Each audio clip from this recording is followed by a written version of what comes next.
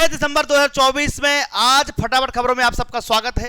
रोजाना हम आपके लिए आपसे जुड़ी हुई खबरें लेकर आते हैं जो आपके काम की है, तो वीडियो पूरा देखिए और अगर आप चैनल पर नए हैं चैनल सब्सक्राइब कीजिए क्योंकि आपको मिलेगी सही और सटीक जानकारी। 9 लाख सब्सक्राइबर देने के लिए आप सबका बहुत बहुत धन्यवाद। बहुत जल्दी 1 मिलियन करने के लिए आपका सपोर्ट चाहिए। चलिए शुरुआत करते हैं फटाफट खबरों में। सबसे पहले देवेंद्र फडणवीस की बात करेंगे जो महाराष्ट्र के सीएम बन चुके हैं। डिप्टी सीएम 2 बन चुके हैं, अजित पवार और शिंदे। पहले शिंदे का नाम काट दिया गया था लेकिन बाद में उनको डिप्टी सीएम का पद दे दिया गया है।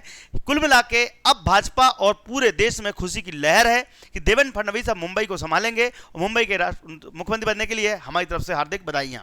चलिए शुरुआत करते हैं सबसे पहली खबर की। पुष्पा 2 जिसका बहुत बेसब्री से लोग इंतजार कर रहे थे, एक ऐसी ऐतिहासिक मूवी जो 3 घंटे 20 मिनट की है जिसको देखने के लिए आपको समय निकालना पड़ेगा, लेकिन इसने रिकॉर्ड तोड़ दिया है। 250 करोड़ एक ही दिन में कलेक्शन करके एक वर्ल्ड रिकॉर्ड बना दिया है। साथ ही साथ मूवी में यह बताया जा रहा है कि पुष्पा की और साथ में अपोजिशन में जो फवाद खान है उनकी एक्टिंग काफी सराही जा रही है। अगर समय मिले तो आप ये मूवी देख सकते हैं। चलिए बढ़ते हैं अगली खबर की ओर। 45,000 गांवों में स्वयं के संसाधनों ने अपने राज्यों को बोर लगवाने का काम किया जा रहा है। प्रसन्नता इस बात की है कि योजना के तहत 15,000 बोरवेल लगाने का लक्ष्य निर्धारित है और पहले भू स्तर में वृद्धि होगी। सीएम मोहन यादव ने किसानों के लिए एक बड़ी खबर दी है। उन्होंने कहा है कि जो गड्ढे होते हैं जिनको बोरवेल कहते हैं उनको हम बढ़ाएंगे और किसानों तक पानी पहुंचाएंगे। सिंचाई व्यवस्था को दुरुस्त करने के लिए मोहन यादव ने बड़ा बयान दिया है। इस बयान को सुनने के बाद हम अगली खबर की ओर चलेंगे। मुझे इस बात की प्रसन्नता है, हमारे जल शक्ति मंत्री श्रीमान CR पाटिल साहब ने एक बड़ी अभिनव पहल की है। जिस अभिनव पहल के बलबूते पर हमारे अपने जल भंडारण की दृष्टि से खास करके वर्षा जल को संग्रहित करके हर स्थान पर भूगर्भ का जल भंडारण बढ़े और उसी के कारण से माननीय राजस्थान के CM श्रीमान भजनलाल जी में हम बीच में गुजरात भी गए थे। पाटिल साहब के उस अभियान में हमारे राज्य के नाते से हम लोग शामिल हुए, बिहार भी उसमें शामिल हुआ और मुझे लगता पूरे देश को यशस्वी प्रधानमंत्री का ये जो बूंद बूंद जल बचे और जिंदगी के काम आए, इस अभियान में बड़ा महत्व का है।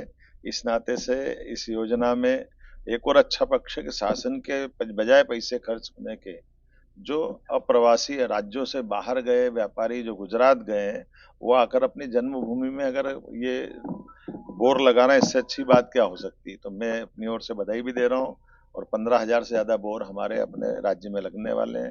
एक बार फिर मैं माननीय प्रधानमंत्री जी का, माननीय पाटिल साहब का बधाई देता हूँ और माननीय भजनलाल जी और हम लोग ऐसे अच्छे अभियान में चलने के लिए आज संकल्प करने के लिए आए।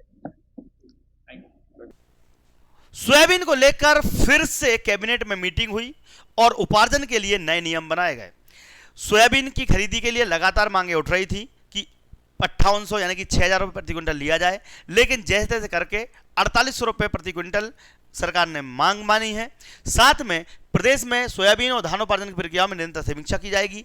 कोई भी बदलाव किसानों के हित के लिए लेना पड़े तो कैलाश विजयवर्गीय ने कहा है कि हम वो लेंगे, यानी कि किसानों के लिए हम नए नियम बनाएंगे और इसमें हो सकता है कि धान की MSP 3100 रुपये तक की जाए। देखते हैं बयान, इसके बाद देखेंगे अगली बड़ी खबर। माननीय मुख्यमंत्री जी ने 2 निर्देश और दिए हैं कि सोयाबीन और धान के उपार्जन की समीक्षा सभी माननीय मंत्रीगण अपने अपने प्रभार की जिलों में करें। मुझे ये बताते हुए बहुत प्रसन्नता है कि 25 अक्टूबर से 31 दिसंबर तक समर्थन मूल्य पर सोयाबीन का उपार्जन अभी तक 77,000 से अधिक किसानों से 2,04,000 मीट्रिक टन सोयाबीन उपार्जन हो चुका है। लगभग प्रतिदिन 20,000 मीट्रिक टन की आवक हो रही है। दिसंबर में धान का उपार्जन समर्थन मूल्य भी 1,184 उपार्जन केंद्र पर प्रारंभ किया जा रहा है, जिसमें लगभग 7,68,000 किसानों द्वारा पंजीयन कराया गया है। माननीय मुख्यमंत्री जी ने कहा है सभी मंत्रीगणों को कि वे दौरा भी करें और वहाँ की व्यवस्था और किसानों को किसी प्रकार की असुविधा नहीं हो, इसकी जरा चिंता करें। बांग्लादेशी घुसपैठियों को लेकर इंदौर में ऊषा ठाकुर ने बड़ा बयान दे डाला। ऊषा ठाकुर ने कहा है कि बांग्लादेशी घुसपैठिए हर जगह मौजूद है, उनमें से कुछ घुसपैठिए तो इंदौर में भी उपलब्ध हैं। उन घुसपैठियों की जांच होनी चाहिए। विधायक बोले मेंदोला ने एक्स पर लिखा है यूनिस से वापस लिया जाएगा नोबेल शांति पुरस्कार, क्योंकि यूनिस जो है, यूनिस जब से बांग्लादेश का राष्ट्रपति या प्रधानमंत्री बना है तब से वहां पर हिंदुओं पर लगातार अत्याचार हो रहे हैं। इसको लेकर भारत अब कड़ी आलोचना कर रहा है, लेकिन सबसे पहले इंदौर और अन्य क्षेत्रों से बांग्लादेशी घुसपैठिए निकाल लिए जाएं, उसके लिए जांच कमेटी बनाई जा रही है। देखते हैं ऊषा ठाकुर का बड़ा बयान, उसके बाद देखेंगे अगली बड़ी खबर। वो पत्र लिखकर ये मांग कर रहे हैं कि जितने भी या बड़ी संख्या में सदर बाजार हो या अन्य बस्तियां हो, बड़ी संख्या में बांग्लादेशी कारोबारी और मजदूरी के लिए आए हुए लोग हैं, इनका भी परीक्षण किया जाना चाहिए। इनके आधार कार्ड, समग्र आईडी चेक होने चाहिए और जो बांग्लादेशी हैं उन सबको यहाँ से तत्काल विदा करना चाहिए। उमंग सिंगार ने फिर से भाजपा को उनके घोषणा पत्र की याद दिलाई है। उन्होंने कहा है कि जितनी घोषणाएं युवा, बेरोजगार, किसानों और महिलाओं के लिए की गई थी, क्या वो पूरी हुई है? आप खुद बताइए कि आपके लिए जो भी भाजपा के घोषणा पत्र में जो जानकारी दी थी या उन्होंने जो बोला था, कि आपको लाभ मिल रहा है? अगर नहीं मिल रहा है तो कमेंट बॉक्स में जरूर लिखिएगा, हम उसकी आवाज उठाएंगे और आपके हक की बात करेंगे हमारे चैनल के माध्यम से। चैनल सब्सक्राइब भी कीजिए। सुनते हैं उमंग सिंघार ने क्या कहा। सर, कांग्रेस जवाब दो, हिसाब तो अभियान चलाएगी, तो सरकार से चूंकि सदन में आप किस तरह से जवाब मांगेंगे? आप समझ सकते हैं कि हम सरकार से सबसे पहले चाहेंगे कि आपके 1 साल के कार्यकाल का श्वेत पत्र लाएं। सरकार उस श्वेत पत्र में क्या वादे पूरे किए ये बताएं। रही बात, हमने अभी थोड़ी देर पहले भी आपसे कहा है कि जो अपने घोषणा पत्र थे, जो वादे थे, वो पूरे नहीं कर पाए। फिर सदन में नोटबंदी की गूंज गूंजी। वहां पर आपने देखा कि नोटबंदी की वजह से कई सारे लोगों के घरों और बिजनेस में ताला लग गया था। बाद में धीरे धीरे जैसे वो उभरे, नोटबंदी की याद दिलाते हुए नोटबंदी की वजह से कितनी महिलाओं ने अपना मंगलसूत्र गिरवी रख दिया, इसके लिए आज सदन में सरकार को घेरा गया। क्या आप भी नोटबंदी से परेशान थे? कमेंट बॉक्स में लिखिएगा। इसके बाद देखते हैं बड़ी खबर।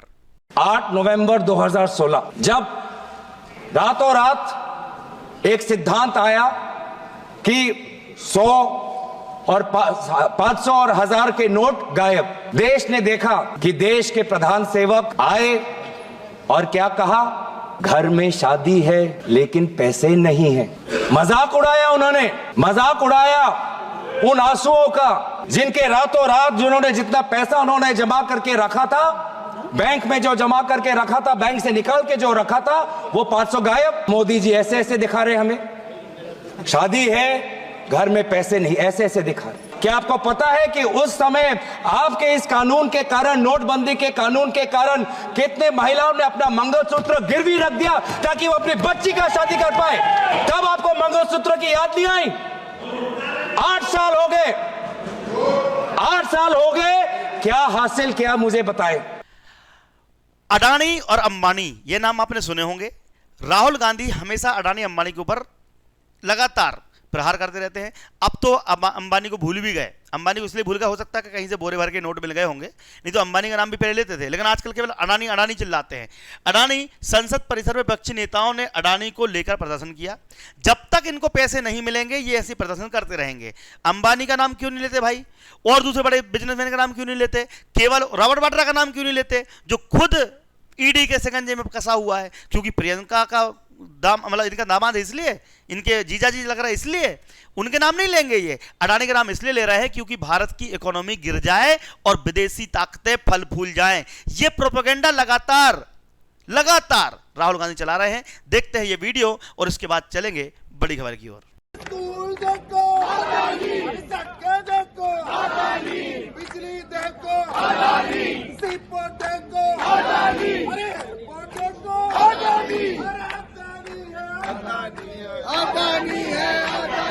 हर जगह है अडानी, वायु में अडानी, अरे बिजली में अडानी, अरे सीपोर्ट में अडानी। अभी वर्तमान में एक बड़ा बयान वायरल हो रहा है देवेंद्र फडणवीस का। जब ये सदन में थे, उसके बाद पिछले बार जब सरकार बन रही थी, उसके बाद क्या हुआ था, इनको जो उद्धव ठाकरे हैं उन्होंने इनको बाहर कर दिया था, सीएम से प्रत्याह हटा दिया था। तब इन्होंने सदन में एक बयान दिया था कि मेरा पानी उतरता देख मेरी नदी के किनारे या मेरे किनारे घर मत बसा लेना, क्योंकि मैं लहर हूं, लौट कर जरूर आऊंगा।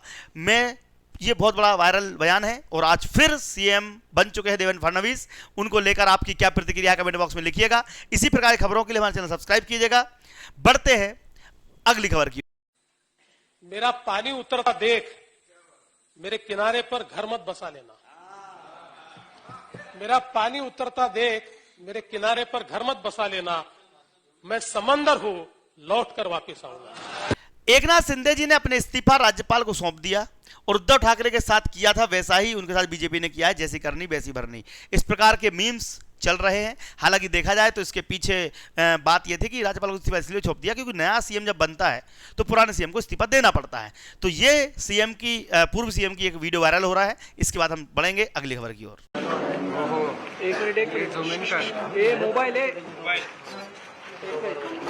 मोबाइल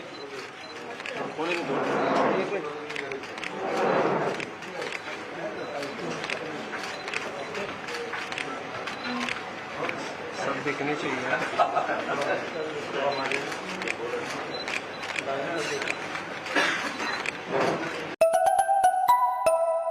झारखंड में बीजेपी ने एडी चेटी का जोड़ लगा दिया, लेकिन वहां पर बीजेपी सरकार नहीं बना पाई। जेएमएम झारखंड मुक्ति मोर्चा के सुदीव्य कुमार ने झारखंड मंत्री के रूप में शपथ ली है और वहां पर फिर से आदिवासियों ने नई सरकार बना ली है। आपको झारखंड की सरकार पसंद है या बीजेपी की, कमेंट बॉक्स में लिखिएगा। इसके बाद बढ़ेंगे अगले। मैं सुदीव्य कुमार ईश्वर की शपथ लेता हूं कि मैं विधि द्वारा स्थापित भारत के संविधान के प्रति सच्ची श्रद्धा और निष्ठा रखूंगा। मैं भारत की प्रभुता एवं अखंडता अक्षुण्ण रखूंगा। मैं झारखंड राज्य के मंत्री के रूप में अपने कर्तव्यों का श्रद्धापूर्वक और शुद्ध अंतःकरण से निर्वहन करूंगा तथा मैं भय या पक्षपात, अनुराग या द्वेष के बिना सभी प्रकार के लोगों के प्रति संविधान और विधि के अनुसार न्याय करूंगा। पप्पू यादव का फिर से एक बड़ा बयान वायरल हो रहा है, जिसमें रेलगाड़ी को लेकर, जी हां, रेल मंत्री अश्विनी वैष्णव को सिर पकड़ लिया उन्होंने क्या बोला कि ट्रेन में डिब्बों और कोचों की संख्या बढ़ाए जाने पर कुछ बात कर रहे थे। आप भी उनकी बात सुनकर हंसी की ठहाके लगा लेंगे या सिर पकड़ लेंगे। जिस प्रकार से रेल मंत्री ने ही अश्विनी वैष्णव ने क्या कर लिया, सिर पकड़ लिया। बोले कि यार पप्पू यादव को बात करने का पता नहीं किस प्रकार से भाषा बोलते हैं, क्या तो बोलते हैं। हालांकि इनके ऊपर हमेशा जोक्स ही बनते रहते हैं। क्यों, जिस प्रकार से इनकी भाषा लैंग्वेज है ना, आपको भी जोक्स ही लगेगा। देखते हैं ये वीडियो। कन्फर्मेशन के बगैर जाने वाला डिब्बा 1 या 2 होता है। 12 डिब्बे हुआ करते थे, अब 1-2 होता है। गरीब रथ के तरह या कोई जनरल गाड़ी के तरह कोई गाड़ी आपकी नहीं है। वंदे भारत को आप चलाइए, कोई दिक्कत नहीं है। वंदे भारत को आप सभी जगह से कन्फर्मेशन करिए, अच्छी बात है, मैं उसका धन्यवाद देता हूं। लेकिन आप आम आदमी, गरीब, मिडिल क्लास, हमारे अभी चंद्रशेखर जी ने आपसे कहा आप महिलाओं के लिए आरक्षण की कोई व्यवस्था कंपलसरी करिए, महिलाओं के आरक्षण को। और दूसरी तरफ 4 आदमी हम ट्रेन में जा रहे हैं, 2 आदमी का कंफर्म हुआ, 2 आदमी का कंफर्म नहीं हुआ। हम पर आप बोझ डाल देते हैं, उसके बाद हमसे पैसा वसूला जाता है, हमारे परिवार को रोक दिया जाता है और हम भीतर में कितने पैसे वसूले जाते हैं इसके बारे में मैं नहीं कह सकता हूं। इसीलिए उस परिवार का क्या होगा जिसका 2 कंफर्मेशन होगा, 2 नहीं होगा। इस पर हम कभी सुधार की बात हमने नहीं की। दूसरी चीज, जो ST, SC, EBC और जो छात्र प्रतियोगिता में जाते हैं, एग्जाम देने जाते हैं बाहर, क्या सरकार की कोई दिलचस्पी? एक तो 11 सालों से रेलवे का एग्जाम नहीं हुआ, खाली भर्ती पड़ा हुआ है, कोई एग्जाम 11 सालों में नहीं हुआ, बैंकिंग की नहीं हुई। तो इसी प्रकार की फटाफट खबरों के लिए चैनल सब्सक्राइब कीजिए और बने रहिए हमारे साथ। आपकी हित की हमेशा बात उठाने वाला, आपकी आवाज दीप्ति एकेडमी। जय हिंद, जय भारत। वीडियो को शेयर कीजिएगा।